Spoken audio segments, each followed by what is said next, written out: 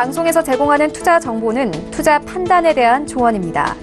방송에서 제공하는 주식의 가치, 가격 상승 및 가격 하락에 대해서는 방송사에서 보장하지 않습니다. 시청자 여러분 안녕하십니까. 오늘장 내일장 2부 출발하도록 하겠습니다. 2부에서는 두 분의 전문가와 함께 종목 이야기 자세히 나눠봅니다. 또 종목 상담도 이어지는데요. 하단의 번호 100원의 정보 이용료 부과되는 샵 0082번을 통해서 종목명, 매수 가격, 매수 비중을 적어서 보내주시면 원활한 상담 도와드리도록 하겠습니다. 레벨업 트레이딩 타임 본격적으로 출발하기 전에 이 시각 시황 변동 상황 잠시 짚도록 하겠습니다. 코스피는 2028포인트대까지 올라왔습니다. 일단 전 시간대보다 8포인트 이상 더 올라왔고요. 0.7%까지 상승폭 키워가고 있는 상황입니다. 오후 들어서 또 힘을 내주고 있는 상황인데요. 다음 살펴보도록 하죠. 일중 흐름입니다. 보시다시피 장 초반에 2008포인트까지 밀렸는데 오후장 들어서 지금 급등까지는 아니지만 상승 흐름을 아주 키워가고 있는 상황입니다. 특히 2시 이후에 변동 상황이 좋습니다. 수급 주체 확인해 볼까요? 보시면 외국인과 기관은 팝니다. 외국인 664억 원, 기관 2,811억 원 파는데 기관은 주로 금융투자 쪽에서 지금 물량이 쏟아져 나오고 있는 상황이고요. 개인이 오랜만에 3,336억 원이나 대량 매수에 들어와 있는 상황입니다. 시장이 이틀 연속 상승 흐름으로 가져가면서 개인의 매수가 다시 붙고 있는 모습입니다. 코스닥 시장 넘어가 보도록 하죠. 코스닥은 0.7% 마찬가지입니다. 코스피 코스닥 양시장 지금 상승폭으로 보면 비슷한데요. 648.70포인트, 4.56포인트 정도 상승하고 있는 상황입니다. 다음 살펴보도록 하죠. 자, 보시다시피 일중흐름 보시면 638포인트까지 장 초반에 급격하게 밀렸다가 쭉 올라옵니다. 650포인트까지 올라왔고요. 이후에 조금 643포인트대까지 빠지나 했는데 다시 올라가면서 648포인트 현재 포인트 부근에서 계속해서 횡보하고 있는 상황입니다. 수급 주체 만나볼까요? 수급 주체 보시면 개인이 2,030억 원 순매수합니다. 기관 외국인 팔고 있는데요. 외국인이 어제는 사줬는데 오늘은 1,237억 원 팔고 있습니다. 기관은 828억 원 순매도하고 있는데 역시나 기관 투자자 가운데에서는 금융투자 쪽에서 725억 원의 매도가 나오고 있는 상황이고요. 투신과 연기금은 사줍니다. 투신 70억 원, 연기금은 13억 원 소폭씩 매수하고 있는 상황입니다. 다음 살펴보도록 하죠. 원달러 환율은 1140원대까지 올라왔습니다. 80전 상승하면서 1140원 딱 터치하고 있는 모습입니다. 금일 본 방송에서 제공해드리는 정보는 투자 판단에 대한 조언일 뿐입니다. 해당 주식의 가치와 수익률을 보장해드리지 않는다는 점 참고해 주시기 바랍니다. 오늘장 마무리 전략들 함께 들어보도록 하겠습니다. 유안타증권 역삼지점의 정밀한 팀장 연결되어 있습니다. 안녕하십니까? 네, 안녕하세요. 네, 오늘 시장 지금 상승 반전에 성공하는 모습 보여지고 있는데요. 시장 흐름 짚어주시고요. 마무리 전략까지 함께 들어볼까요? 네, 알겠습니다. 오늘 시장 이제 코스피, 코스닥 모두 변동성이 좀 하루 단위로 좀 터져나오는 악재와 호재 속에 좀 굉장히 민감하게 반응하면서 그래도 좀 상승장의 모습을 보이고 있습니다. 코스피는 전일 대비 상승 출발했고 이제 외국인과 기관의 매도세가 강하긴 하지만 개인들이 3,400억 이상의 그런 매수세를 보여주면서 하락 전환 후 현재는 상승을 보이는 모습입니다. 아무래도 미국 정부의 세컨더리 보이콧에 대한 소문이 일부 영향을 받으면서 미국 중국 무역 분쟁에 대해서 이제 한국 반도체가 반사 이익을 볼 것이라는 좀 기대감이 좀 첨가되었고요. 거기에서 좀 더 혼조된 장세를 이어갔다라고 보여집니다. 제약주 같은 경우에는 아무래도 기대치 이하의 실적 발표에 증권사도 또 목표 주가를 좀 하향 조정하면서 시장 조정과 더불어 쉽게 반등을 보이지는 못하고 있습니다. 코스피는 현재 2,28포인트 이제 개인 매수가 좀 더 강하고 외국인과 기관은 여전히 매도를 하고 있는 부분이고요. 특히나 이제 하락세를 좀 크게 보이는 업종으로는 이제 운송 장비, 음식품업 또 이제 통신업 쪽에서 좀 강한 내림세를 보이고 반면에 이제 은행이나 전반적으로 이제 운수 창고 보험업 쪽에서는 오름세를 보이고 있습니다. 시총 상위 종목에서는 특히나 이제 삼성전자나 SK 하이닉스가 그래도 다른 종목 대비해서 이제 장 초반에 좀 좋은 오름세를 보이다가 지금 조금 다소 지지부진하지만 아무래도 사상 최대 실적 발표로 인해서 지난 내림세를 보였던 장세에서 아무래도 좀 전체적으로 코스피를 너무 주저앉게 하지 않는 그런 모습들을 삼성전자, SK 하이닉스의 그런 실적 부분들이 맞춰주지 않았나라고 보여집니다. 하지만 반면에 이제 셀트리온이나 이제 현대차 같은 경우에 내림세를 좀 보이고 있고요. 하지만 이쪽 부분을 코스피 쪽을 본다라고 했을 때는 이제 4분기 모바일 D램 가격 자체가 연초 예상했던 시장 예상치보다 훨씬 덜 하락한, 시장이 연초 예상했던 8에서 9% 하락이라는 그 부분이 1.4%에 그치면서 이 반도체 업종 상승, 아무래도 코스피 전체 지수를 이끌고 있는 삼성전자, SK 하이닉스에 대해서 좀 좋은 소식들이 보여지면서 좀 다소 긍정적인 시장 반응이 저 또한 이제 예상이 되긴 하지만 다음 달에 있는 그런 이제 중간선거 전까지는 단순히 이제 긍정적인 사인으로만 보지는 않아야 된다라고 생각이 됩니다. 코스닥은 현재 이제 전일 대비해서 오름세 개장하였고 현재도 이제 개인 매수세가 상승세를 좀 더 이끌고 있는 부분입니다. 하지만 여전히 기관이나 외국인들은 지난 며칠 동안 이제 매수를 했던 부분들을 모두 매도를 하고 있는 부분이고요. 대부분 업종에서 상승세를 보이고 있고 특히나 이제 소프트웨어나 인터넷, 섬유 의복에서는 좀 더 큰 오름세를 보이고 있습니다. 외국인과 기관들이 이제 매도세를 보이고 있고 개인들이 투매로 장세가 돌아서 가능성이 좀 없잖아, 좀 긍정적인 장세임에도 불구하고 좀 보이기 때문에 아직은 바닥권이라고 안정권에 접어들었다고 보기엔 조금 이른 시점이기 때문에 다음 달까지는 조금 무리한 추적 매수보다는 좀 관망적인 시선으로 오후 장세뿐만 아니라 이번 주 마지막 한 주를 좀 마무리를 해야 될 것 같습니다. 여전히 뚜렷한 반등 신호 없이 그냥 위기감이 증폭된다라고 하면 여전히 변동성은 언제나 크게 투매로 이어질 수 있는 부분이기 때문에 이번에 안정화 대책만을 가지고 반등의 모멘텀을 삼기보다는 국외적인 정치적 이슈를 좀 분기점으로 차분히 시장 대응을 해야 될 것 같습니다. 자, 그렇다면 남은 시간 동안에 저희가 지켜볼 만한 종목들 그래도 있을 것 같은데요. 어떤 종목 볼까요? 네, 그래도 반도체 쪽에 특히 SK 하이닉스를 좀 주시하셨으면 좋겠는데요.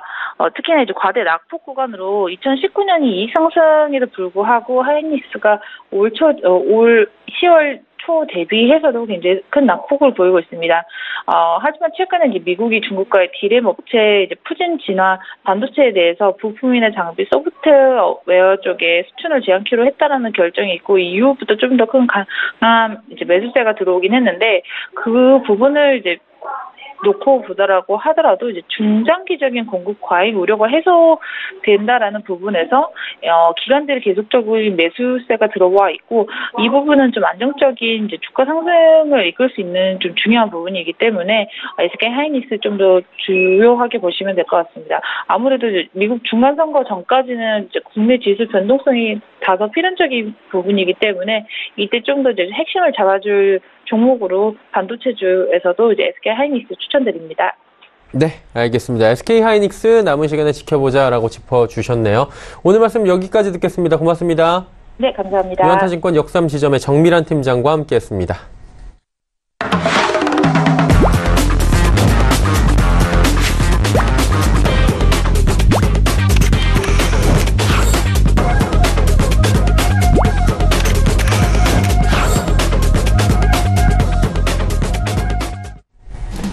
자, 본격적으로 레벨업 트레이딩 타임 시간 갖도록 하겠습니다. 두 분의 전문가와 함께 할 텐데요. 함께 하시는 분들 바로 소개해드립니다. 서울경제TV의 이성배 스타, 김형철 스타와 함께 합니다. 어서 오세요.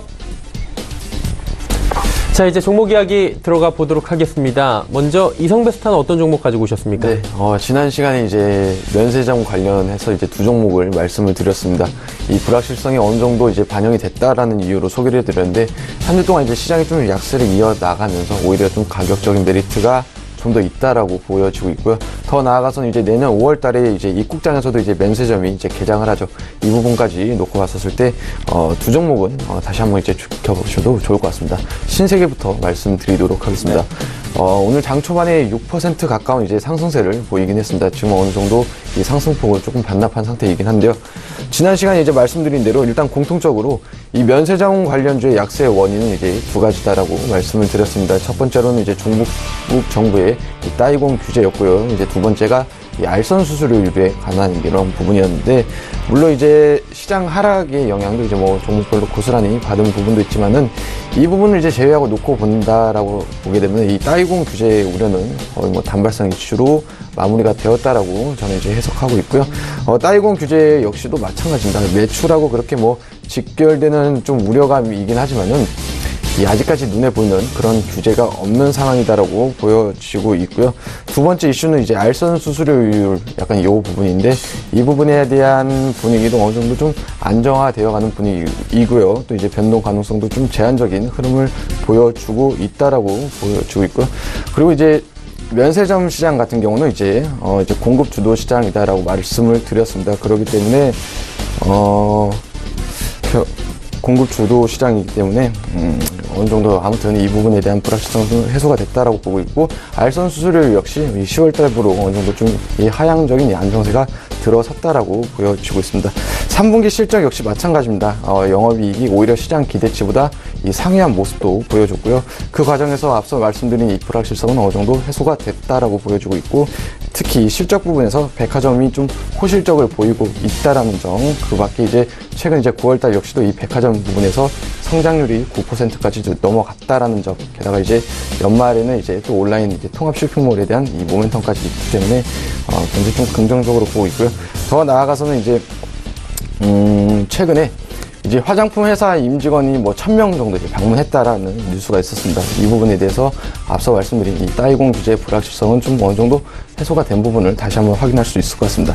아직까지는 뭐 다 다른 종목들도 마찬가지지만은 추세 하락이 이어지고 있는 약간 이런 모습이지만은, 앞서서 말씀드렸지만 오늘 장에서도 뭐 그렇게 큰 이슈가 없이도 이제 바닥권에서 이제 급반등도 일어나는 이런 모습도 차차 이제 보이고 있기 때문에 현 시점에서는 조금 분할 매수 관점으로 놓고 보셔도 좋은 종목이다라고 말씀드릴 수 있을 것 같습니다. 가격 전략은 매수가 이제 25만 7천원 부근에서 단기 목표가는 31만원까지 제시해드리고요. 또 손절가는 23만 9천원 제시해드리도록 하겠습니다. 다음 종목 이제 호텔신라 말씀드리겠습니다. 이제 3분기 실적이 이제 최근에 나왔습니다. 이제 영업이익이 679억 원으로 발표를 했고요. 이 전년 대비 영업이익만 놓고 본다 하더라도 대략 한 120% 이상 상승했고요. 앞서 말씀드린 그 알선 수수료 역시 조금 동사에 있어서 부정적으로 주가에 반영됐던 걸 감안하게 되면은 실적은 거의 뭐 서프라이즈 실적이다라고 보고 있습니다. 그 중에서도 특히 이 면세점이 굉장히 좀 고성장을 이어나가고 있고요. 뭐 시내 면세점, 이 공항 면세점 모두 이제 증가하면서 이 부분이 이제 실적에 있어서 굉장히 좀 큰 보탬이 되어주고 있는 부분인 것 같습니다. 그리고 이제 시기적으로 놓고 본다 하더라도 12월 달에 이 관군제가 있고, 또 12월 달에는 이제 뭐 쇼핑 시즌이기 때문에 하반기로 갈수록 이 성수기의 진입에 따른 약간 모멘텀도 있다라고 보고 있고, 이에 따른 이제 4분기 실적 역시 긍정적으로 바라볼 수 있을 것 같습니다. 이 면세점 실적 역시 이 부분을 좀 주목해서 보시면 좋을 것 같은데, 지난 연말 이제 4분기 이후에 계속적으로 이 3분기 연속적으로 사상 최대 매출을 계속 갈아치우고 있는 이런 부분입니다. 그리고 이제 우려되는 부분이 있다라고 하게 되면 이 현대백화점이 이달에 이제 오픈을 앞둔 상황이기 때문에 이 부분이 조금 우려되지만은, 이 지역적으로 이 강남권의 한계를 고려하게 되면은 그렇게 크게 주가 영향을 주진 않을 거다라고 보고 있고, 또 하나 더 우려되는 부분이 있다라고 하게 되면은 뭐 중국 경기의 이 둔화가 있긴 하지만은 당장의 주가에 있어서 그렇게 반영되기보다도 이 부분은 좀 시기적으로 걸릴 것이다라고 보고 있고, 오히려 지금 이렇게 좀 낙폭 과대 국면에서 이 기술적 반등과 함께 이 실적 모멘텀까지 더해져서 한번 관심 있게 놓고 보셔도 좋을 것 같습니다. 가격 전략 제시해드리겠습니다. 이제 매수가 7만 1,000원 부근에서 또 단기 목표가는 8만 5천원이고 손절가 6만 6천원 제시해드리도록 하겠습니다. 세 번째 종목은 SK 하이닉스입니다. 이제 동사 같은 경우는 이제 앞서서 조금 또 설명해 주셨지만은, 저 개인적으로 놓고 본다 하더라도 굉장히 좀 억울한 부분이 많다라고 보여지고 있습니다. 최근에 발표된 이 3분기 실적에서도 매출액이 11조를 기록하고 또 영업이익이 6조 원대를 기록하게 되면서 이 사상 최대치를 기록했음에도 불구하고 이 시장 영향과 더불어서 또 이제 증권사에서 이 리포트가 조금 투자 의견이 목표가를 좀 하향 전망하는 이런 게 나오게 되면서 낙폭이 좀 확대되는 이런 경향이 있다라고 보여지고 있고요. 이 모바일 D램 가격이 이제 하락하게 되면서 이 전반적으로 이 D램 가격 역시도 이제 하락할 것이다라는 약간 이런 내용이었고요. 또 이에 따라서 뭐 ASP도 하락 추정을 하고 있고 낸드 가격 역시 지속적으로 하락할 전망이다. 이런 내용이었습니다. 하지만 그럼에도 불구하고 이제 동사를 소개해드리는 이유는 일단 이 디램 가격의 하락폭도 좀 제한적이다라고 보여주고 있고요. 밸류에이션 자체가 일단 지금 너무 낮게 좀 평가가 되어 있습니다. 현재 이제 PER이라던가 뭐 PBR 어떤 걸 본다 하더라도 현재 주가는 뭐 디램 가격의 이 하락과 또 이제 낸드 캐파 규모 뭐 이런 감소에 대한 악재만 좀 고스란히 담겨져 있다라고 저는 이제 보여지고 있고요. 물론 이제 시장 우려치만 놓고 보게 되면은 영업이익이 어쩌면은 이제 3분기에서 좀 고점을 찍고 내년 1분기까지 하락할 수도 있겠다라는 뭐 약간 이 부분도 있겠지만은 반대로 길어봐야 이제 내년 1분기다라고 생각할 수도 있고 그리고 또 이제 이 4분기하고 이제 내년 실적에 대한 불안감은 이미 어느 정도 시장에 알려진 재료이기 때문에 좀 반영이 되었다라고 선반영이 되었다라고 보고 있습니다. 그렇기 때문에 너무 두려워할 필요는 없다라고 보여지고 있고요. 실제 이제 지난주 주 후반부터 지금 주가의 흐름을 보게 되면은 기관들의 좀 대량 순매수 유입도 들어오고 있는 모습도 포착되고 있고요. 주가 역시 바닥권에서 이 상승 전환하는 모습도 보여주고 있죠. 이 결론적으로는 이 디램 가격 하락과 더불어서 이 무역 분쟁으로 인한 이 악재는 어느 정도 반영이 되었다라고 보여지고 있고요. 이 반대로 이제 증설 부분에 있어서도 이제 동사가 좀 보수적으로 접근하고 있기 때문에 이 업황 자체가 조금만 살아난다 하더라도 이 급반등도 일어날 수 있다라고 보고 있고 이 추가적인 하락 역시 좀 제한적인 흐름을 보이지 않을까라고 생각하고 있습니다. 가격 전략 제시해 드리겠습니다. 매수가 7만 원 부근에서 단기 목표가 7만 8천 원이고요. 손절가 6만 5천 원 제시해 드리도록 하겠습니다. 네. 다음 종목은 AP 시스템입니다. AP 시스템 디스플레이 장비 업체고요. 동사를 지금 대략 한 3주 연속적으로 추천드린 것 같습니다. 이제 뭐 어떻게 보면 최초의 추천을 드렸을 때보다는 대략 한 15% 정도의 상승세를 보인 종목인 것 같은데요. 아직도 이제 저는 이제 현 시점에서는 매수가 가능하다라고 보여지고 있고요.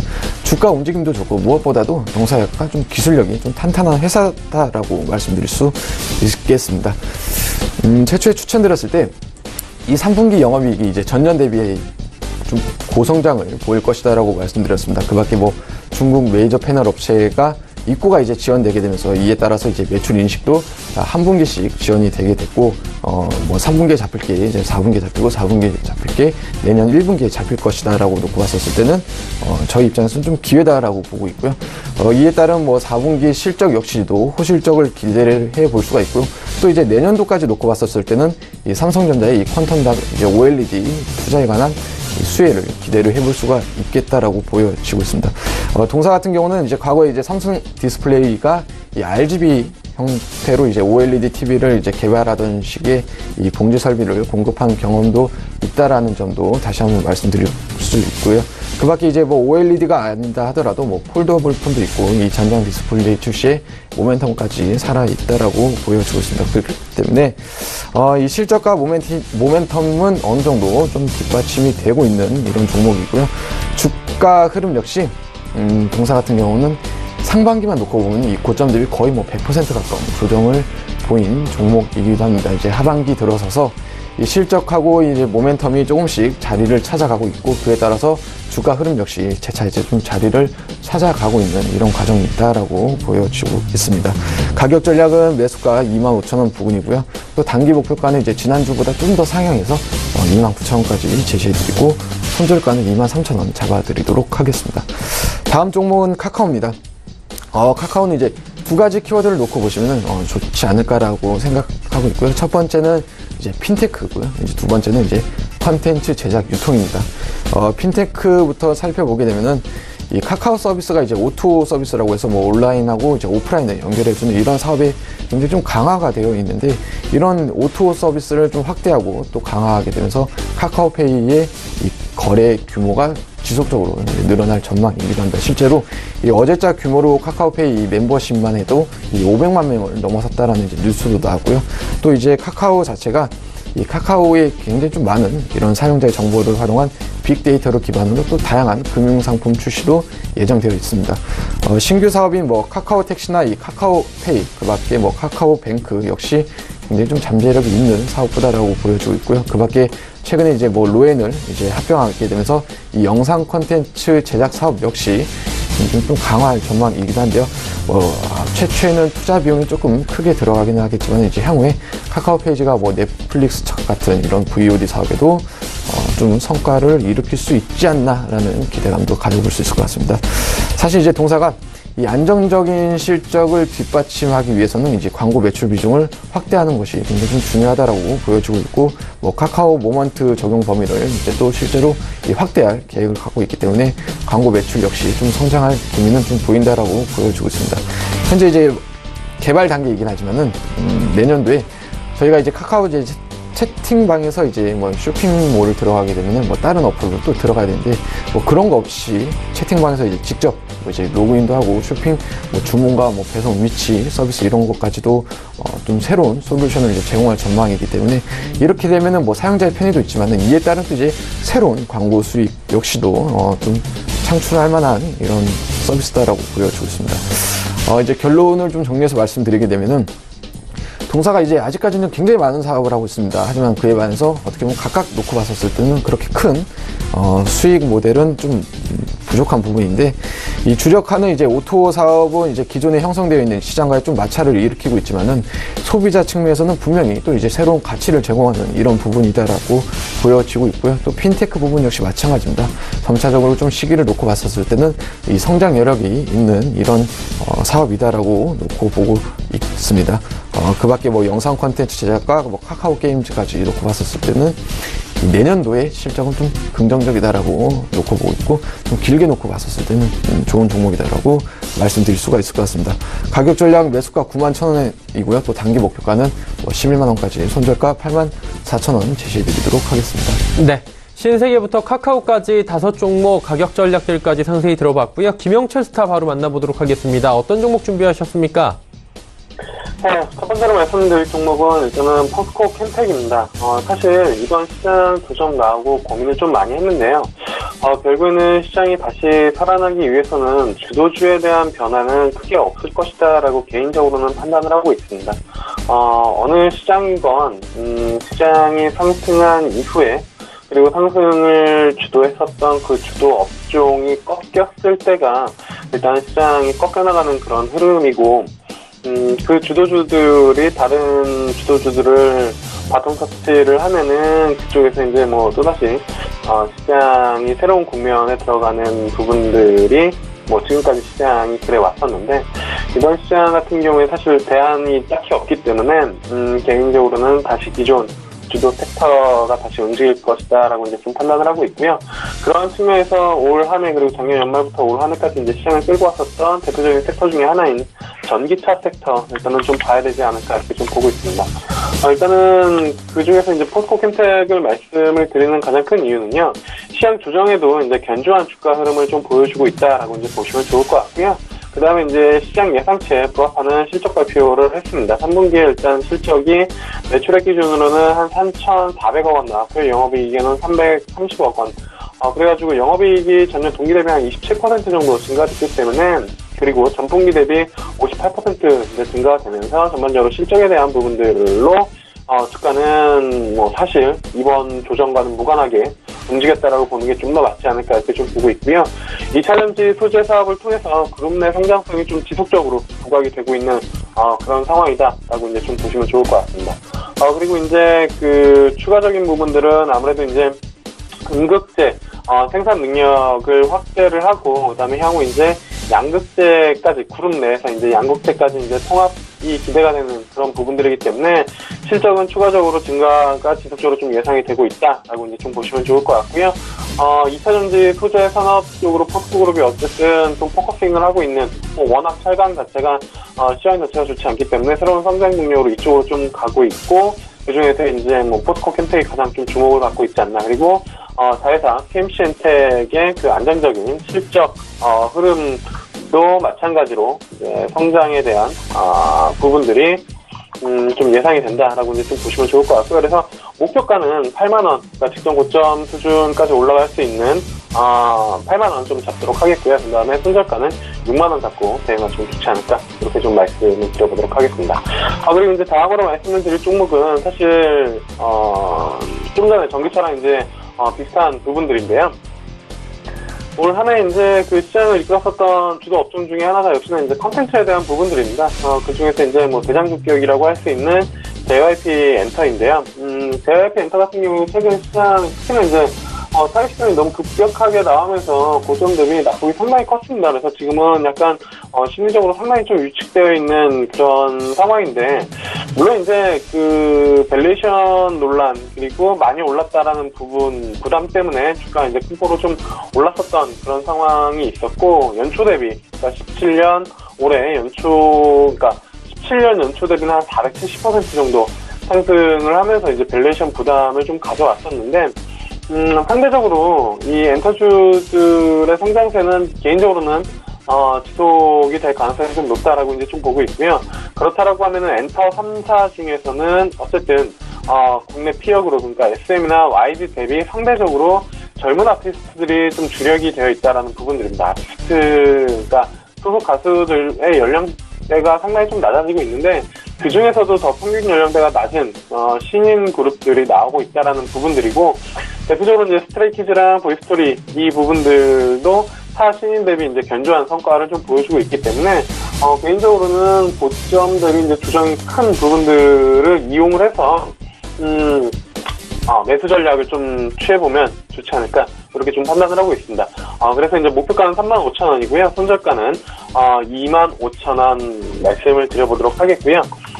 그 다음에 말씀을 드릴 종목은 역시나 이제 지금 그 엔터 그리고 이제 전기차 말고 또 하나 이제 섹터를 끌고 왔었던 게 제약바이오고, 그 중에서 대장주격으로 보고 있는 거는 역시나 이제 HLB입니다.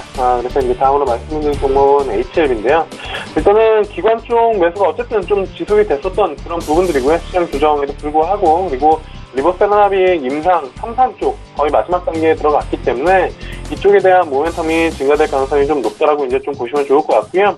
그 다음에 이제 유럽 임상학회에 대한 부분들도 어쨌든 주가를 좀 띄울 수 있는, 그리고 추가적인 상승 동력을 만들 수 있는 그러한 모멘텀이다, 이렇게 좀 보고 있는 그런 상황입니다. 그리고 사실 뭐 앞서 이제 두 종목도 그렇지만 시장 조정 때문에 이제 내려왔었던 그런 부분들을 낙폭을 이용해서 좀 트레이딩, 그리고 시장이 정상화되면은 추가적인 모멘텀, 그러니까 모멘텀이라는 것 자체가 추가적인 다른 종목들보다의 아웃퍼폼을 기대하고 이제 들어가는 부분들이기 때문에 시장 조정 시에 어쨌든 주도주 편입 전략이 좀 더 기존 주도주 편입 전략이라고 표현하는 게 맞겠죠.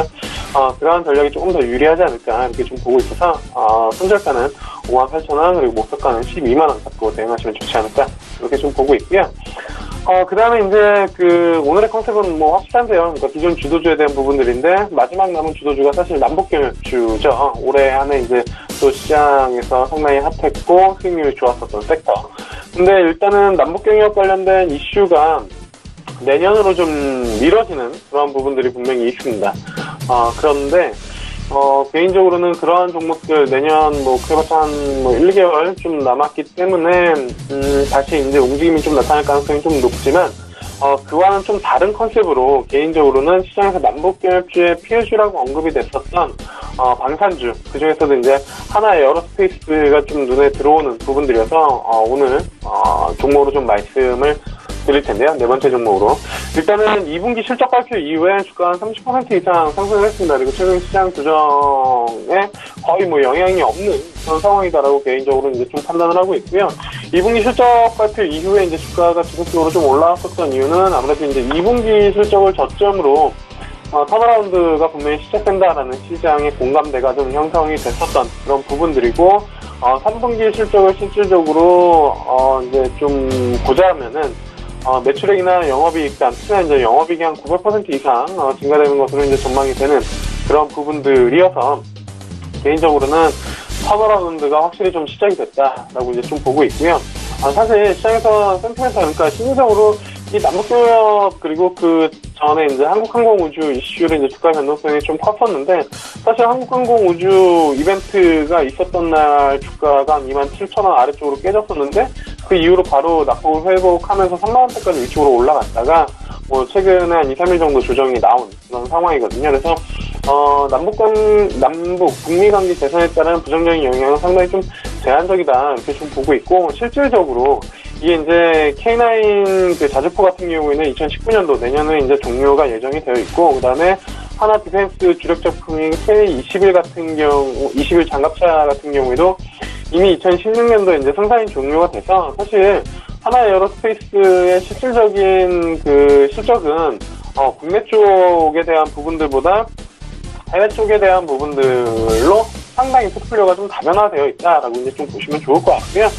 그리고 이제 국내 쪽에 대한 부분들, 남북 경협, 그러니까 남북 화해 모드임에도 불구하고 군에서는 사실 군 그 병력 첨단화 이게 상당히 사실 중요하거든요. 그래서 이제 복무기간 단축, 그다음에 인력 감소에 대한 부분들을 커버할 수 있는 첨단화 이러한 부분들 때문에 방산비는 오히려 방위력 개선비는 올해에 13조 5천억 원에서 내년에 이제 15조 4천억 원으로 오히려 13.7% 증가될 것으로 이제 나오는 그런 부분들이기 때문에 예상을 보면은 그래서 이러한 부분들에 대한 수혜도 좀 예상이 된다. 그래서 최근 시장 조정과는 좀 무관하게 움직이는 그리고 턴어라운드가 시작된 하나 에어로스페이스 충분히 좀 관심을 가져볼 만하지 않을까 이렇게 좀 보고 있고요. 그래서 목표가는 1차적으로는 올해 5월달 이제 단기적으로 좀 저항대 거점이 있는 33,000원 잡으면 좋겠고요. 그 다음에 손절가는 25,000원 잡고 대응하시면 좋지 않을까 이렇게 좀 보고 있습니다.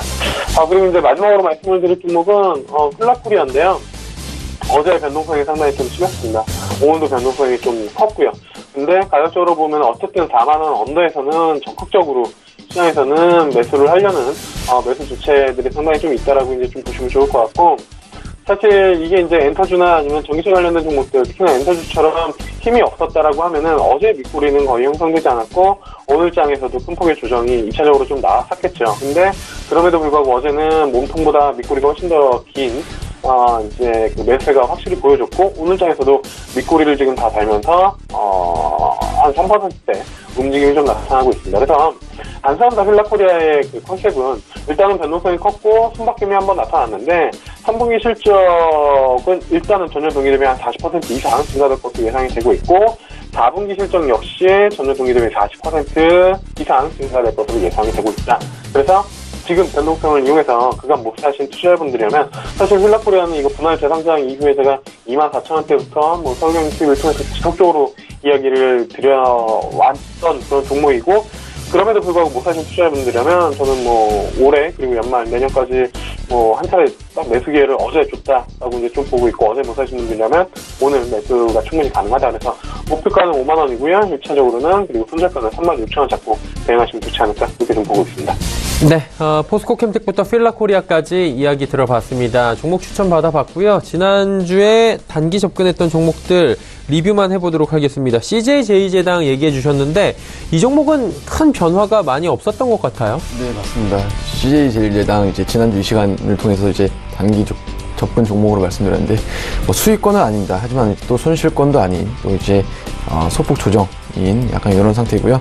그때 당시 이제 소개를 해드렸을 때 베트남 사료 공장이 최근에 준공을 했기 때문에 이 부분에 대한 이 생물 자원 시장 또 공략에 대한 모멘텀 그 밖에 이제 좀 오래전에 말씀드렸는데 미국 냉동식품 시안스 컴퍼니 인수에 대한 기대감으로 인해 미국 시장에 대한 점유율을 좀 확산시킬 수 있겠다.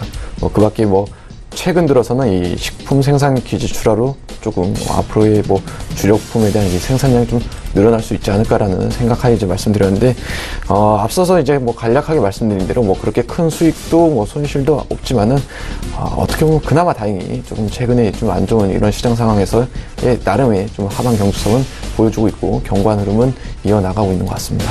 네. 그렇다면 CJ제일제당을 만약에 가지고 계신 기보유자분들은 지금 조금 더 들고 가셔도 되나요? 네, 아직까지는 그때 이제 제시해드렸던 이제 손절가 또 목표가는 여전히 유효하다라고 말씀드릴 수 있을 것 같습니다. 네, 그렇다면 이번 주엔 어떤 종목을 저희가 눈여겨볼까요? 네, 이제 오늘 추천드린 5종목 중 가운데 저는 이제 카카오를 좀 눈여겨보시면 좋을 것 같다라고 말씀드릴 수 있겠습니다. 첫 번째로 뭐가 되든 이렇게 좀 단기적으로 접근한다라는 거는 사실 기술적인 좀 측면이 필요하다라고 저는 이제 보여지는데 카카오 같은 경우는 이제 기술적인 흐름으로 놓고 본다 하더라도 굉장히 좀 과매도 국면입니다. 심지어 이제 그 과매도 국면에서 벗어나는 듯한 이제 바닥권에서 상승 전환하는 듯한 이제 모습도 보여주고 있고요. 뭐 이평선으로 놓고 본다 하더라도 이 5일선을 좀 장악하는 이제 시도 흐름으로 뭐 차근차근 이 상승 반전을 시도하는 약간 이런 부분도 눈여겨보시면 좋을 것 같고요. 이제 뭐 앞서서도 말씀을 많이 드렸지만은 뭐 모멘텀으로 놓고 본다 하더라도 뭐 국내 최대의 트래픽을 이제 보유한 이런 기업입니다. 그렇기 때문에 이와 관련해서의 내년도에 좀 호실적도 전망해 볼 수 있지 않나라고 저는 이제 보여지고 있습니다. 네, 알겠습니다. 카카오에 대해서 이야기 들어봤고요. 김영철 스타님, 지난주에 저희가 스튜디오 드래곤 만나봤는데 이게 종목이 조금 꺾인 것 같은데 어떻습니까?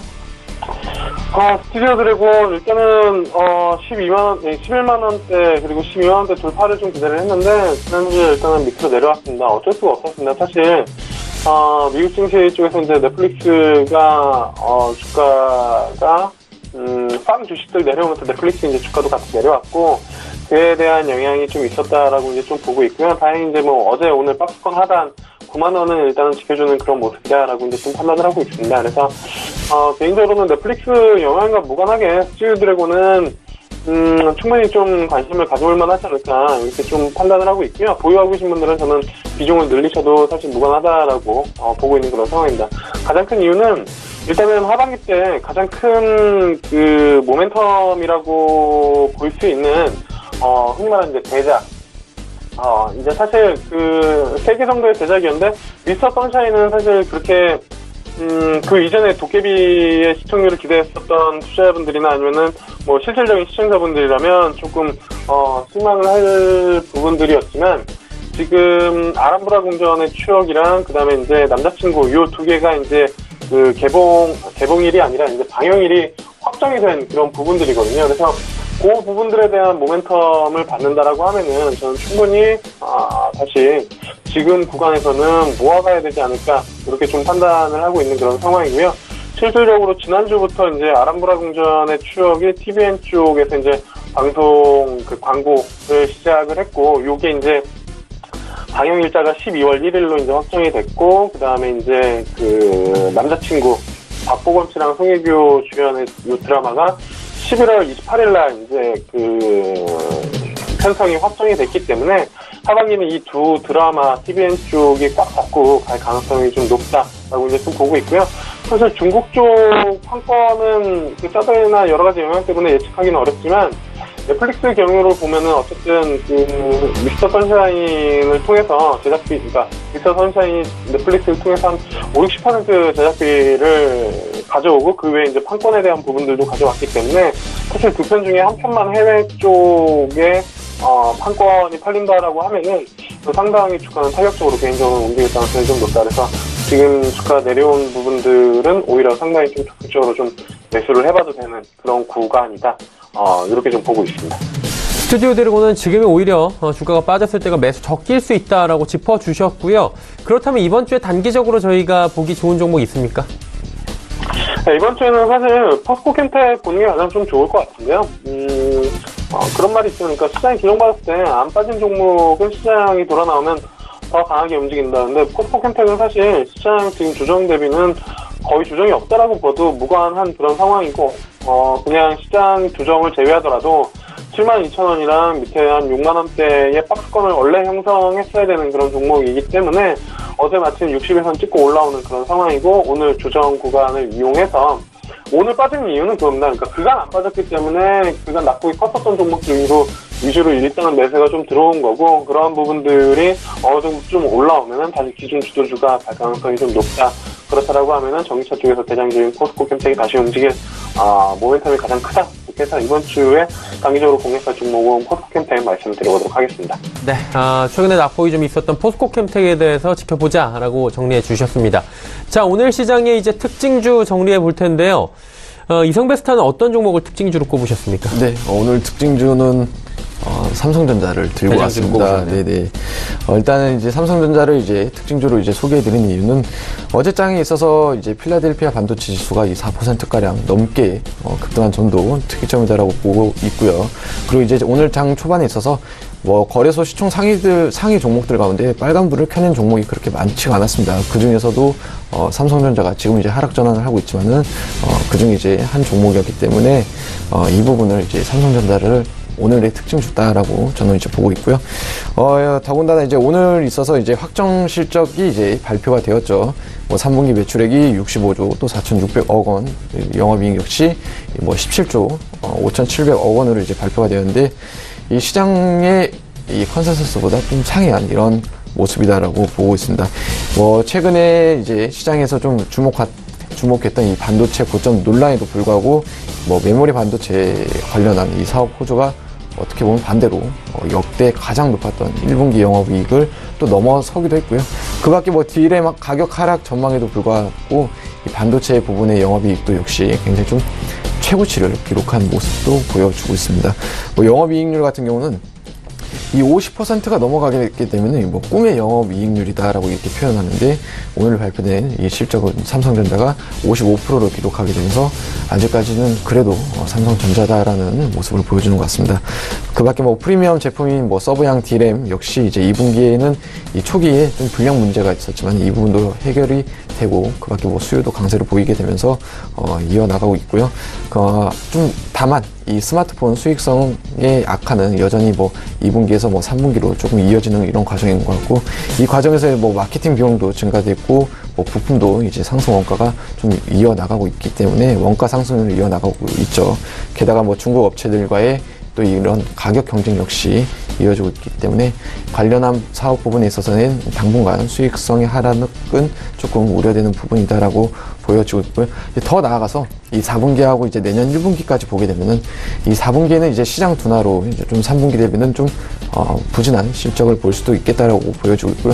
내년 1분기도 역시 마찬가지입니다. 이 IT 비수기 시즌으로 이 실적 약세에 있어서는 이 부정적인 측면과 또 이제 반대로 긍정적인 측면을 찾자면은 OLED의 이 견조한 실적이 또 이어지고 뭐 5G 그 밖에 이 연말 성수기 이 프리미엄 가전제품 매출량을 놓고 봤었을 때는 이 긍정적인 부분과 부정적인 부분이 섞여 있습니다. 그래서 삼성전자를 뽑았고요. 투자 의견에 있어서는 뭐 대외적인 이런 요건을 제외하고 삼성전자를 놓고 봤었을 때는 중립 의견을 제시해드릴 수 있을 것 같습니다. 네.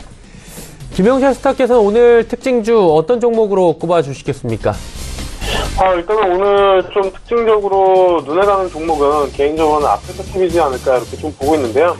개인적으로 저는 컨텐츠 관련된 부분들 그리고 컨텐츠의 힘을 믿는 그런 사람 중에 하나거든요. 개인적으로 컨텐츠 소비도 상당히 좀 많이 하는 그런 부분들이고 그래서 국내에서 이제 유튜브 쪽에 상대할 수 있는 뭐 동영상 플랫폼이다라고 하는 것은 아프리카 TV를 제외하고는 거의 사실상 없다라고 이제 좀 보고 있는 그런 상황이고요. 이 종목 같은 경우에 연초에도 이제 뭐 지속적으로 좀 말씀을 드렸었는데 7월 이후에 이제 고점을 찍고 주가의 낙폭이 좀 큰 부분들이 있었습니다. 그러니까 뭐 물론 이제 연초부터 지속적으로 좀 말씀을 드렸기 때문에 뭐 연초 이후에 에버리지로 보면은 거의 이제 뭐 그 오름폭이나 내림폭이나 거의 비슷한 그런 상황인데 기술적으로 일단은 쌍바닥 찍고 오늘 한 7%대 올라오고 있는 그런 상황이거든요. 근데 3분기 실적이 좋았습니다. 지금 뭐 연결 기준 3분기 영업이익 보면은 일단은 한 74억 원 기록을 해서 전년 대비 한 50% 정도 증가했다고 일단 공시가 좀 나왔고요. 같은 기간 이제 매출이익이랑 순이익 둘 다 한 30% 그리고 순이익은 한 73% 정도 증가됐기 때문에 실질적으로 좀 보여주고 있는 그런 상황이다. 아프리카 TV가 사실 여러 가지 뭐 별풍선이나 BJ들의 뭐 이슈 이러한 부분들이 있긴 하지만 BJ가 뭐 한 몇백 명, 몇천 명 되는데 그 중에서 이제 뭐 한두 가지의 기사가 항상 좀 자극적으로 나오고 그다음에 이제 문제의 이슈가 좀 많이 되는 그런 부분들인데 그런 부분들을 조금 뭐 이제 객관적으로 본다라고 해야 되나요? 그런 부분들을 본다라고 하면은 어쨌든 저는 뭐 충분히 성장이 가능하다. 물론 이제 유튜브라는 거대 공룡이랑 쌓아는 부분들은 당연히 좀 힘이 들고 뭐 지금 IT 기업들 중에서 뭐 시간 점유율을 본다라고 하면은 유튜브가 네이버를 뛰어넘은 지 상당히 좀 오래된 그런 부분들이 있는데 이게 이제 동영상 플랫폼을 사용하신 분들이라면 아시겠지만 아프리카 TV랑 그다음에 그 유튜브랑 약간의 그 유저 인터페이스가 좀 다르긴 합니다. 그래서 아프리카 TV를 선호하시는 그 이제 뭐 시청자들도 상당히 좀 많은 그런 부분들이고 그다음에 아프리카 TV가 게임이나 그다음에 스포츠 쪽으로 확실히 좀 특화된 그런 부분들을 진행을 하고 있어서 이런 부분들이 향후 추가적인 좀 성장이 좀 가능하지 않을까 이렇게 좀 보고 있어서 실적 발표 나오고 나서 뭐 주가가 빠지는 게 아니라 실질적으로 주가가 좀 탄력적으로 움직이기 때문에 충분히 좀 뭐 관심주로 넣어놓고 보셔도 괜찮지 않을까 이렇게 좀 판단되는 종목에서 오늘 특징으로는 아프리카 실적 발표하고 주가가 좀 상승하고 있는 아프리카 TV 좀 말씀을 드려봤습니다. 네, 알겠습니다. 종목 상담 바로 이어갑니다. 100원의 정보 이용료 부과되는 샵 0082번을 통해서 종목 상담들 또 많이 보내주셨는데요. 한 종목 빠르게 정리해 보도록 하죠. 사무공급원님께서 제넥신 종목 89,000원의 비중은 20% 대응 전략이 궁금하다 하셨는데 최근에 뭐 제넥신도 이 하락장에서 하락을 면치 못했던 것 같아요. 이성배 스타님 어떻게 보십니까? 네, 맞습니다. 일단은 차트를 놓고 뭐 간략하게 말씀드리도록 하겠습니다. 일단 어제장에 있어서의 이 제넥신 같은 경우는 이제 호재가 하나 있었습니다. 뭐 면역 항암제, 뭐 하이로킨 7, 약간 이 부분 FDA 승인 관련해서 물론 이제 어제 이제 많은 종목들이 바닥권에서 급반등도 일어났지만은 이런 이슈로 인해서 이제 장 마감 때 뭐 7% 가까운 상승세를 보이면서 이제 강세를 보이고 마쳤는데요. 동사 같은 경우는 조금 파이프 라인이 굉장히 좀 많은 이렇게 형성이 되어 있습니다. 근데 하나하나 살펴보게 되면은 사실 대부분의 이제 파이프 라인 이제 지금 계획되어 있는 게 거의 다 이제 임상 이상 수준이기도 합니다. 그렇게 좀 이 뜻은 뭐냐면은 임상 상상까지 좀 기간 여유가 굉장히 좀 많이 필요한 종목이기 때문에 좀 답답한 모습도 있고요. 어제 보인 종목 말씀드린 이슈 이외에는 또 그 밖에 추가적인 모멘텀 역시도 찾기 힘든 모습도 보여주고 있습니다.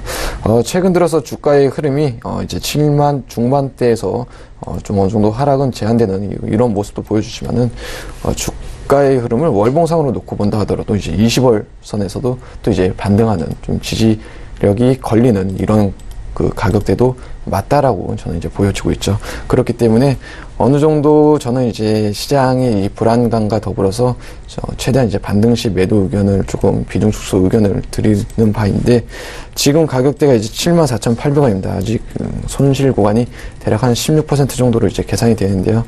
지금 앞서 말씀드린 이제 월봉상의 그 지지력을 이탈했을 때는 좀 추가적인 하락이 이어질 수도 있겠다라고 저는 보여주고 있습니다. 그렇기 때문에 7만 원을 이탈할 시에는 좀 비중 축소 의견을 좀 드리도록 하고요.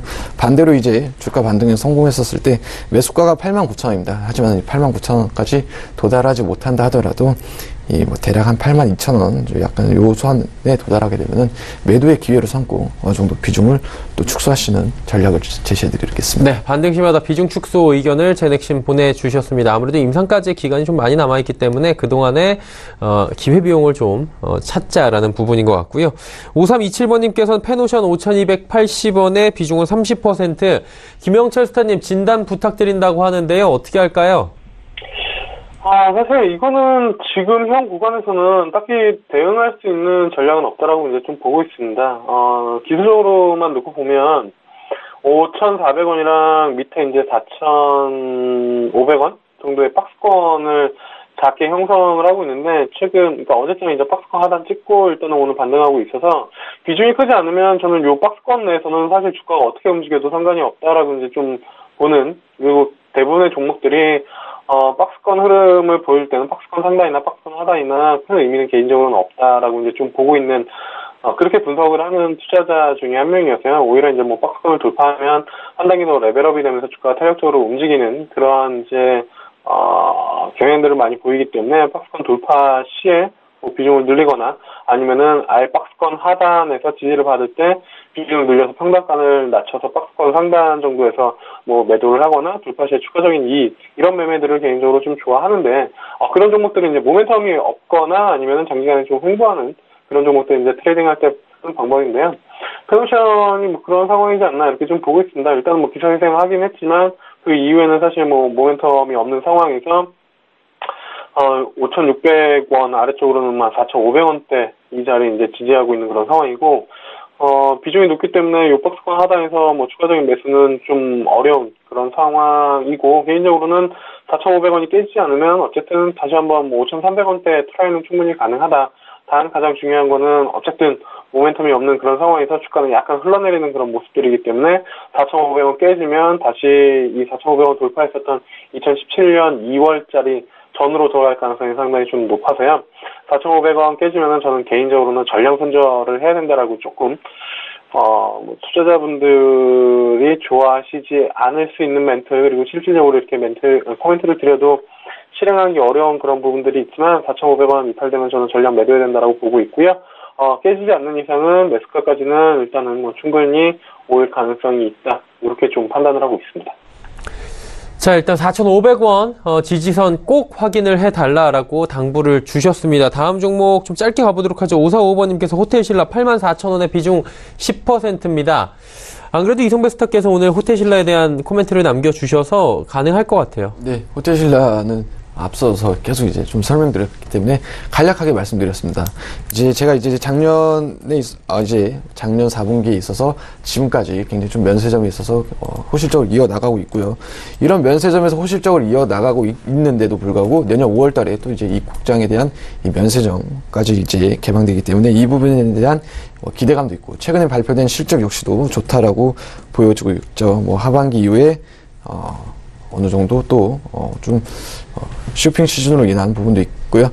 기술적으로 이제 놓고 본다 하더라도 지금 종목 자체가 사실 단기 낙폭 과대 종목이기도 합니다. 지금 68,500원, 시청자님이 84,000원 있고 현재까지 이제 71,400원인데 사실 매수가까지 도달하는 데 있어서는 사실 그렇게 어렵진 않다라고 보고 있고요. 이전 저점이 이제 대신에 이제 68,500원을 이탈할 수 있는 어쩌면은 이 비중이 10%도 안 되기 때문에 좀 매도 의견으로 보시고 대응을 이어 나가시되, 매수가를 넘어서서 어느 정도 대략 한 9만 원까지는 이어 나가셔도 이제 앞서서 말씀드린 목표가이기도 합니다. 이때까지는 놓고 보셔도 좋을 것 같습니다. 네, 알겠습니다. 일단은 조금 더 들고 가시면서 지금 매수가 그리고 조금의 수익까지도 기대할 수 있는 국면이 올 것이다라고 긍정적인 이야기 남겨주셨습니다. 지금 시각이 3시 26분 9초 지나고 있습니다. 마감까지 4분 정도 남았는데요. 코스피 바로 만나보도록 하죠. 코스피 지수가 2025포인트대입니다. 일단 전 시간대보다 조금 내려왔네요. 2030포인트 부근에서 움직이던 지수가 2025포인트대에서 머무르고 있는 상황입니다. 그래도 10포인트 상승 흐름은 가져갑니다. 다음 살펴보도록 하죠.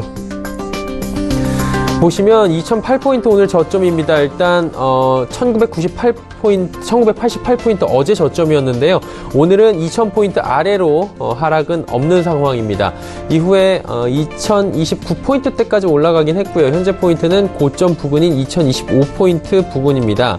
자, 그렇다면 수급 주체 한번 마지막으로 정리해 봐야 될 텐데요. 보시면 기관 외국인이 매도합니다. 기관이 2,301억 원 매도하고 있고요. 외국인은 852억 원. 외국인은 매일매일 매도합니다. 기관은 오늘 주로 금융투자 쪽에서 그동안 열심히 사주던 금융투자 쪽에서 오히려 4,176억 원이나 매도 물량이 단기적으로 쏟아져 나오고 있고요. 투신 연기금 쪽에서 열심히 사주고 있습니다. 개인은 2,990억 원. 오랜만에 개인 매수 들어왔네요. 다음 살펴보도록 하죠. 시총 상위주들의 흐름입니다. 삼성전자 보합권 수준까지 거의 올라왔습니다. SK하이닉스는 오히려 약보합 전환이 됐고요. 셀트리온의 낙폭이 3.55% 비교적 큰 편이고, 삼성바이오로직스 역시 전일장에서 큰 폭의 상승이 나온 뒤에 하루 숨고르기 하는 모습들 보여지고 있고, 오늘 감리위원회까지 열리고 있는 상황이어서 삼성바이오로직스 약세 보이고 있습니다. 다음 살펴보도록 하죠. 6위부터 10위 종목들입니다. LG화학은 상승하는데 현대차 하락합니다. 현대차 그래도 저점보단 조금 더 올라오면서 낙폭 1% 내외로 줄여가는 모습이고요. 포스코 올라갑니다. SK텔레콤 약보합까지 올라왔고요. 삼성물산 상승 전환했습니다. 자, 이번에 코스닥 시장 넘어가 보도록 하죠. 코스닥은 648.97포인트입니다. 0.75% 상승하면서 일단은 650포인트 턱 밑에서 마감 예상이 되고 있는 상황입니다. 코스닥 하루간의 흐름들 마지막으로 정리해 보도록 하죠. 보시다시피 647부터 638까지 쭉 장 초반에 밀려 내려오는 듯 하더니 650까지 바로 급등합니다. 이후에 650포인트 부근에서 계속해서 오후장에서 움직이고 있는 상황 파악이 됩니다. 수급 주체 보시면 여전히 개인만 삽니다. 2016억 원 오랜만에 개인이 사고요. 기관 외국인 파는데 외국인 매도 물량이 1234억 원까지 쌓입니다. 기관은 860억 원 파는 가운데 주로 금융투자 쪽에서 팔고, 투신 연기금은 이곳도 거래소와 마찬가지로 코스닥 시장에서도 삽니다. 시총 상위주들의 흐름 마지막으로 짚어보도록 하겠습니다. 코스닥 같은 경우에 시총 상위주들 지금 셀트리온 헬스케어의 낙폭이 굉장히 큰데요. 8%나 하락합니다. CJ E&M도 3% 가까이 하락하면서 주가가 22만원대까지 밀려 내려갔고요. 신라젠도 4% 가까운 낙폭이 보입니다. 포스코 캠텍도 1%대의 하락, 나노스가 무려 11% 오늘장에서 급등하면서 시총 5위로 올라왔습니다. 6위부터 12종목들 살펴볼 텐데, 일단 LCAB가 4% 하락하면서 시총 6위로 밀려 내려왔고요. 바이로메드가 3% 하락, 20만원이 좀 요원해 보입니다. 아직까지. 펄어비스도 하락하고요. 메디톡스의 낙폭이 지금 3%가 넘어가고 있는 상황인데, 전일장에서도 좋은 흐름 보였던 메디톡스가 오늘 하루 만에 하락 반전했고요. 낙폭이 장 초반보다 많이 생기면서 46만 6,400원대까지 밀려 내려왔습니다. 그리고 스튜디오 드래곤이 상승 반전에 성공을 했고요. 주가 92,500원, 600원 상승 0.65% 상승 마감이 예상되고 있습니다.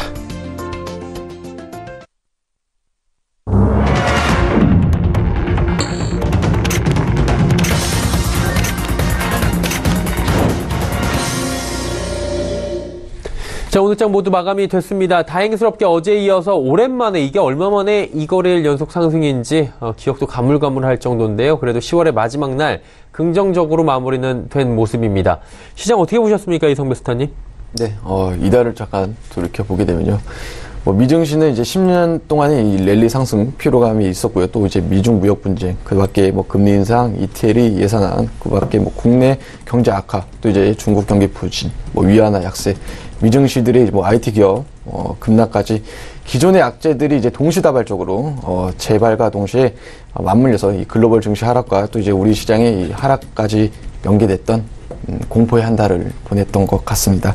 지수를 놓고 본다 하더라도 이제 2천을 이탈하게 되면서 신용 매물출에 대한 이 악순환, 그 밖에 비핵화도 지지부진하면서 대북주까지 하락하는 공포만이 좀 감싼 이런 증시였는데, 규모가 좀 적긴 하지만은 이 정부 대책으로 시장 하락세는 좀 진정되면서 반등하는 모습을 보여주고 있는 것 같고요. 어쩌면은 좀 지나친 일 수도 있는 이런 상황인데, 이제 한번 무너진 투자 심리와 그 밖에 수급 붕괴로 일시적인 좀 자율 반등 후에 다음 주에 이제 미국에서 이제 중간 선거가 있죠. 이 부분에 대한 결과를 기점으로 이 시장 방향성이 나올 것으로 보입니다. 그렇기 때문에 우선은 이렇게 좀 시장이 반등을 줄 때 최대한 현금 비중을 높인 이후에 차주에 시장 분위기를 보고 다시 대응하는 전략이 어떨까라고 생각하고 있고요. 보수적인 자세로 이번 조정이 조금 마무리되게 되면은 지수가 다시 안정권으로 진입할 때는 종목별로 랠리도 나올 수 있으니까는 소나기는 우선 피하고 다음 기회를 준비하는 자세를 좀 제시해드리도록 하고, 어려운 시장인데 아직까지는 좀 힘내시길 바랍니다. 네, 일단 오늘 어제 올랐다고 해서 성급하게 올랐다기보다는 아직까지는 비가 좀 남았으니 피하고 보자라고 보수적인 관점을 견지해 주셨고요. 김영철 스타님은 시장 어떻게 보셨습니까?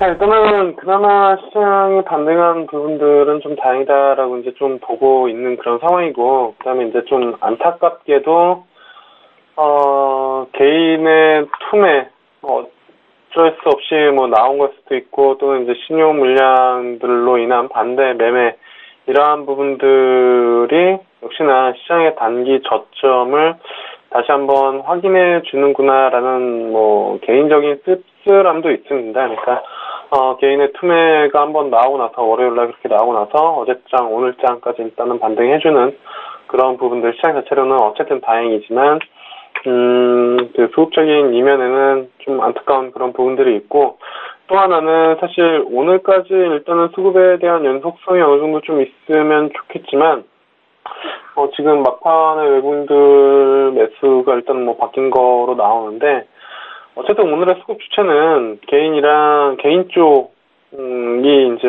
코스피 한 2,600억, 그리고 코스닥 한 1,900억 원 정도 매수를 했기 때문에 수급이 그렇게 나이스한 수급은 아니다. 그래서 연속성을 기대하기는 어려운 그런 부분들이고, 변동성은 여전히 좀 유효하다. 이틀 정도 반등한 걸로는 추세 전환은 확실히 장담하기는 좀 어렵다. 그래서 전반적으로 시장에 대한 변동성이 확대될 수 있는 부분들 다시 한번 좀 열어두고 대응하시면 좋을 것 같고, 섣부르게 시장 올라갈 때 지금 따라 사기보다는 오히려 한 차례 반등 주고 흥건해서 기술적으로 수정받아 다시 한번 이제 변동성이 안 나오면 좋겠지만 그러한 구간을 이용을 해서 기존 주도주들을 매수하는 전략이 저는 개인적으로 좀 더 유효하지 않을까 이렇게 좀 보고 있습니다. 네, 오늘 시장에 대해서 향후 시장에 대한 이야기까지 두 분께서 상세히 남겨주셨습니다. 두 분은 이쯤에서 먼저 보내드리도록 하겠습니다. 서울경제TV의 이성배 스타, 김형철 스타였습니다. 고맙습니다. 감사합니다.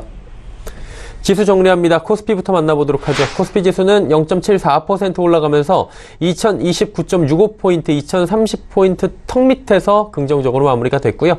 코스닥도 살펴보도록 하겠습니다. 2거래일 연속으로 올라오네요. 0.66% 올라오면서 648.40포인트에 거래 마쳤습니다. 원달러 환율 짚어보도록 하겠습니다. 원달러 환율은 40전 올라왔네요. 1139원 60전에 거래를 마감했습니다. 자, 이어서 글로벌 시장의 모든 이슈 정리해드리는 시간입니다. 김동섭의 마켓뷰 출발합니다.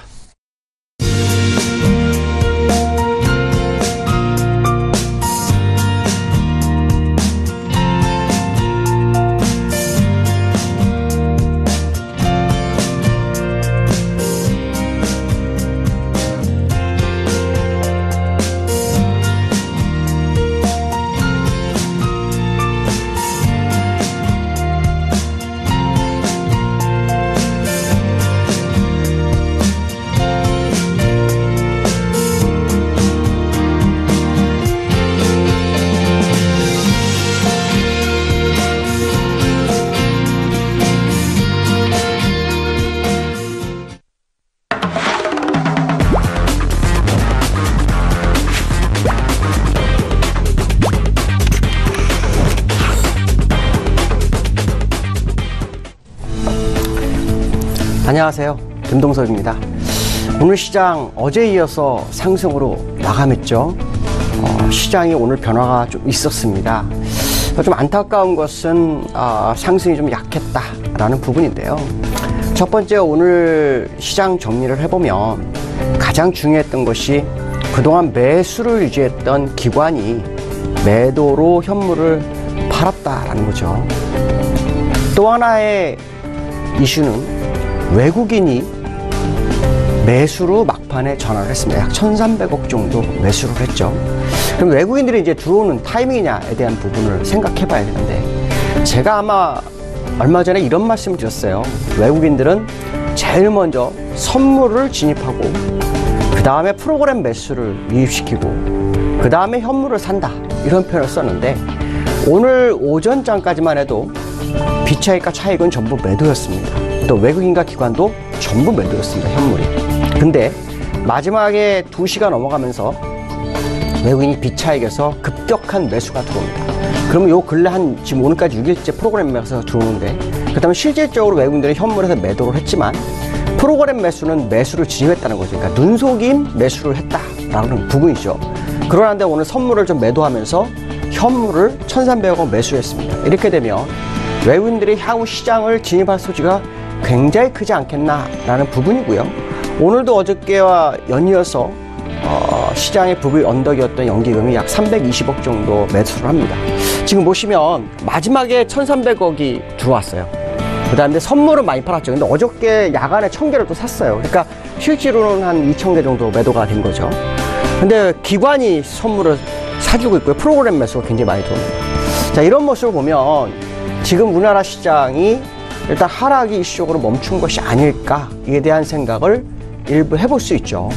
자, 중요한 것은 뭐냐면 오늘 장전위에서 말씀드려야 될 것 중에 하나가, 오늘 우리나라 시장이 아시아 시장에서는 가장 약세였다.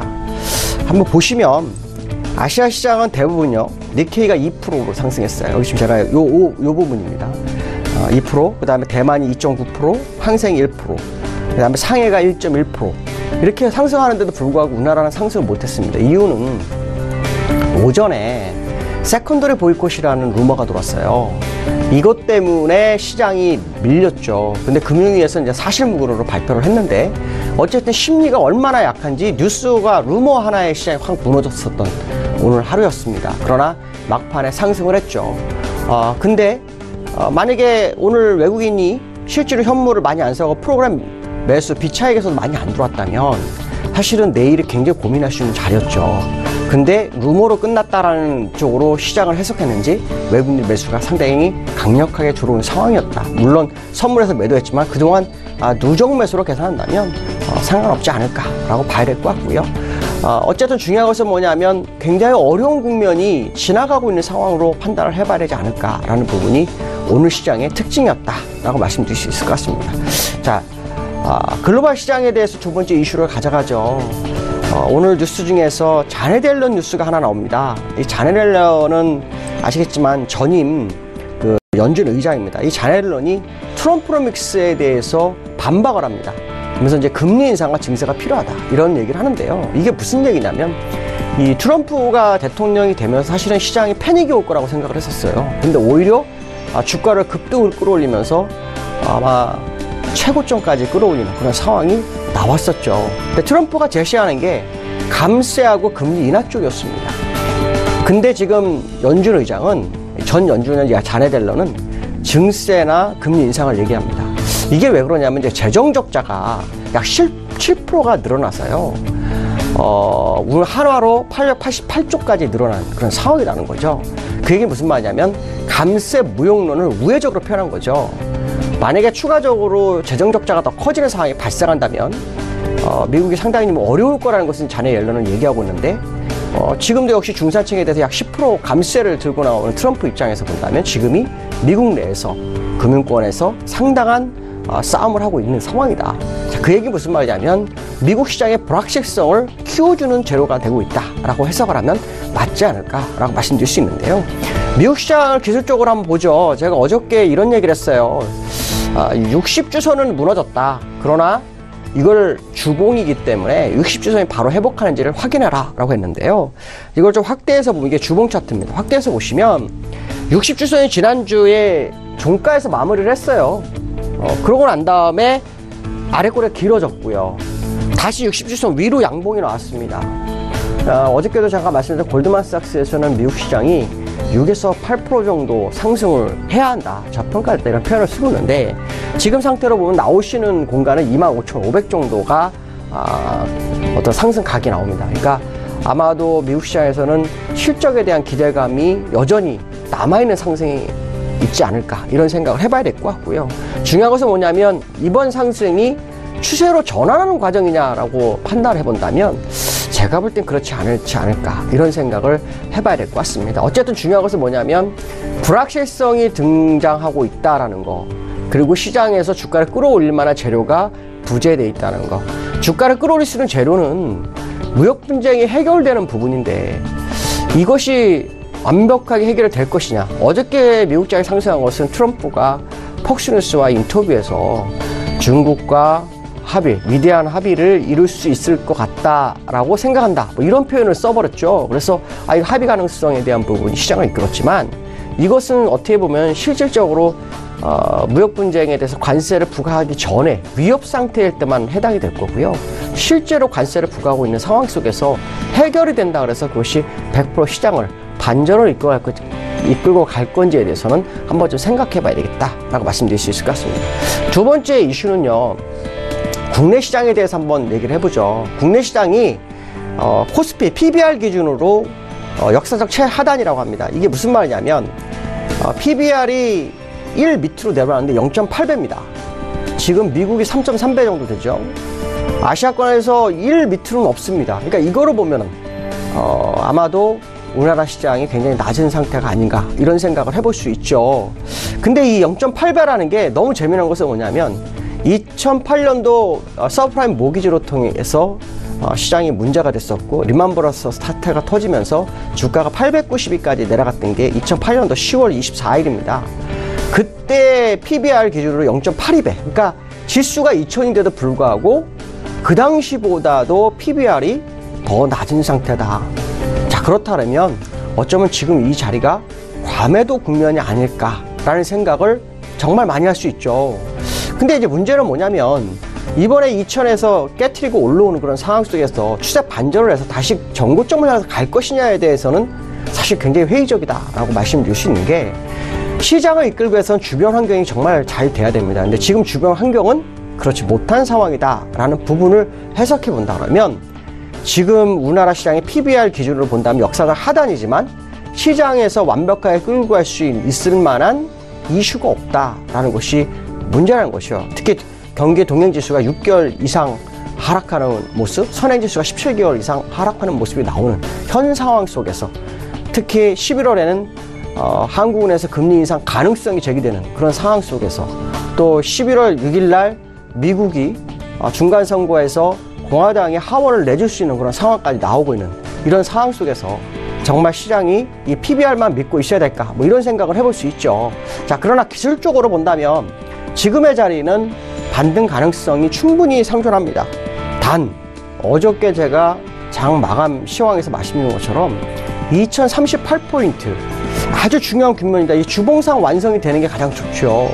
물론 돌파해서 양봉이 커지면 더 좋겠지만 그렇지 못할 경우에는 상당히 좀 위험할 수 있다라는 생각을 해봐야 될 것 같은데요.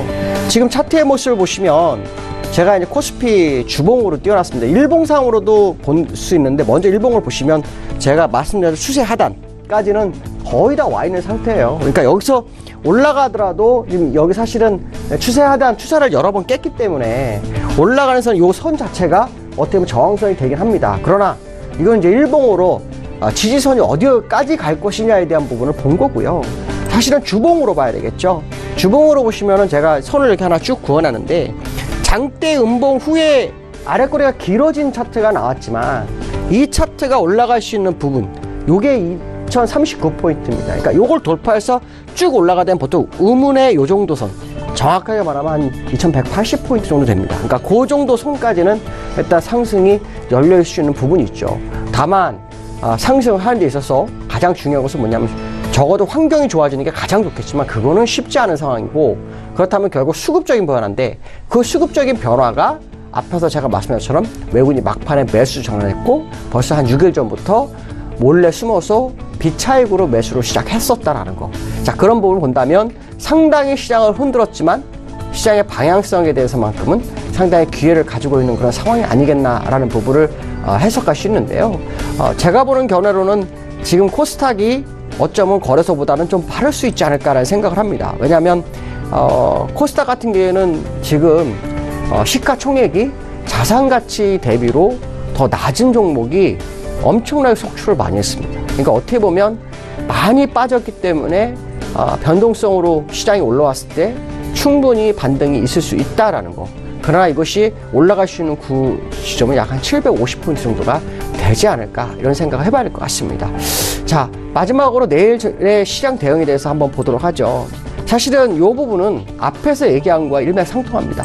왜 그러냐면 이번 우리나라 시장이 반전이 들어올 것이다 라고 생각했던 가장 기본적인 것이 뭐였냐면 프로그램 매수였습니다. 이 프로그램 매수가 어떻게 들어오냐가 굉장히 중요했습니다. 왜냐하면 실제로 눈으로 보이는 수급은 거의 다 매도였죠. 그러니까 숨어서 들어오는 걸 찾을 수밖에 없었는데 그게 프로그램 매수였다는 거죠. 특히 오늘도 프로그램 매수가 결국 시장을 끌어올려주는 역할을 했죠.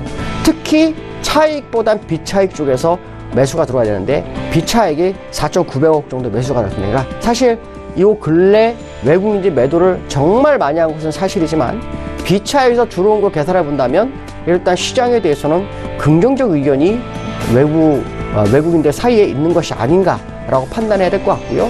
그것이 맞다 그런다면 일단 단기적으로는 매수권역 안에 들어온 것으로 해석해 보는 것이 가장 좋은 시장 대응 전략이 아닐까 이렇게 보여지고 있고요. 만약에 오늘 미국 시장이 다시 한번 상승하는 모습이 나온다면 오늘 우리나라 시장이 아시아에서 약세의 모습을 보였던 것을 반전으로 가져가는 그런 내일이 되지 않을까 이렇게 생각을 해봐야 될 것 같습니다. 오늘 여기까지 하겠습니다. 감사합니다. 자, 내일장 전략까지 상세하게 들어봤습니다. 금일 본 방송에서 제공해드린 정보는 투자 판단에 대한 조언이었습니다. 해당 주식의 가치와 또 수익률을 보장해드리지 않는다는 점 참고해 주시길 바랍니다.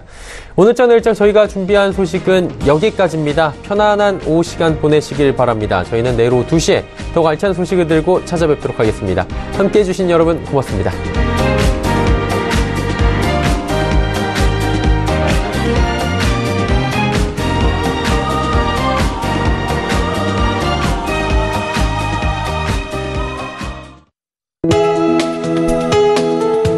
방송에서 제공하는 투자 정보는 투자 판단에 대한 조언입니다. 방송에서 제공하는 주식의 가치, 가격 상승 및 가격 하락에 대해서는 방송사에서 보장하지 않습니다.